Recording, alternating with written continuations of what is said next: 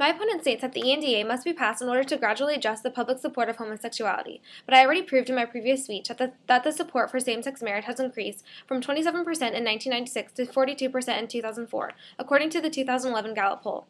The ENDA has been around since 1996 but has not achieved enough success to pass.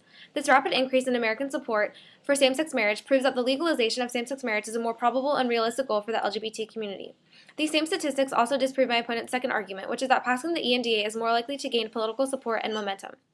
My opponent also reads a quote saying that same-sex marriage and civil unions should remain silent and that passing non-discriminatory laws should be one of the primary efforts. But what is more non-discriminatory than allowing members of the LGBT community to marry?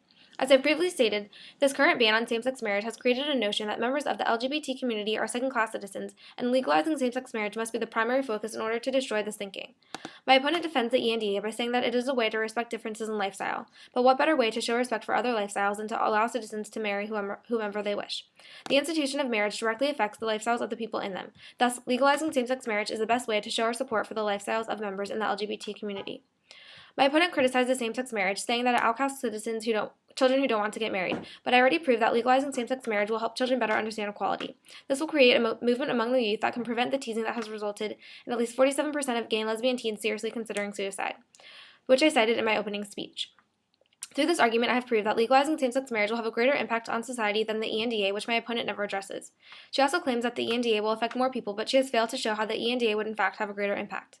My opponent introduces the argument that agencies will always discriminate and uses the example that even after blacks gained rights, there was still racism.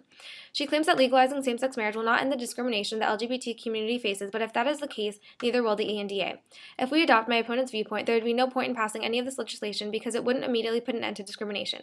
But we must change the laws in our society, and the corresponding ideology will soon follow.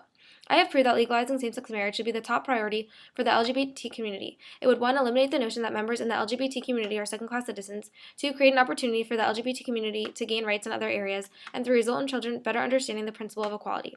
As Wolfson stated in his speech, marriage is a human rights battlefield, and we are met on that battlefield once again. In order to prove that we as a nation truly believe in the principles of freedom and equality, we must legalize same-sex marriage.